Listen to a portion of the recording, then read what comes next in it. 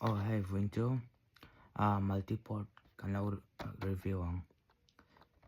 In mo ngân j5 crate. Hầu xìa mà nhá. Hey, là mồm đàn. j5 crate product ho. Hey, nung lắm. Multiport adapter. Tun lai. Computer laptop về lại cho nên. USB-C USB Type-C kan han vek to wangin a boi thla kha CD thun na te engma to lo wang kan hetiang hi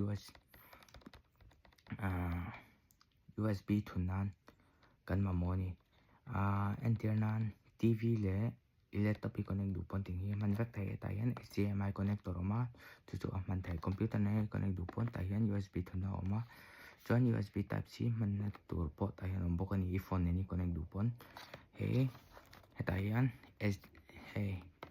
heta ko hi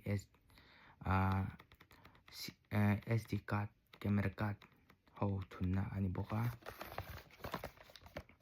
hemi hi omjia ta ka chuan hemi mang hian thil chirang changka I connect thai tina ni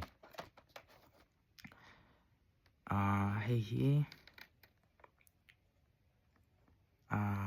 dollar somli le pangain kalaya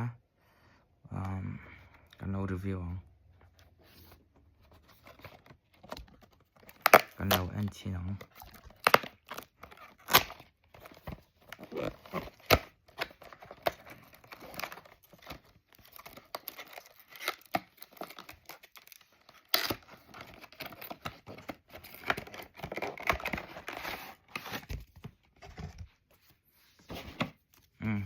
achunga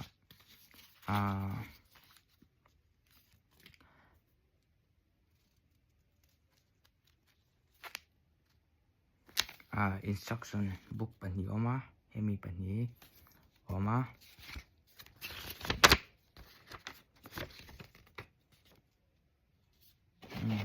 chuan hemi zong hi ni mai achunga om cho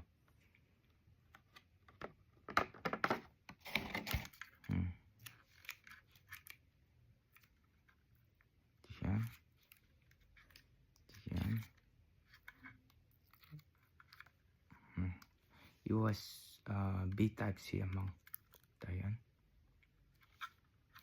khá xong khăn rồi sẽ video tao cái mình để đó nha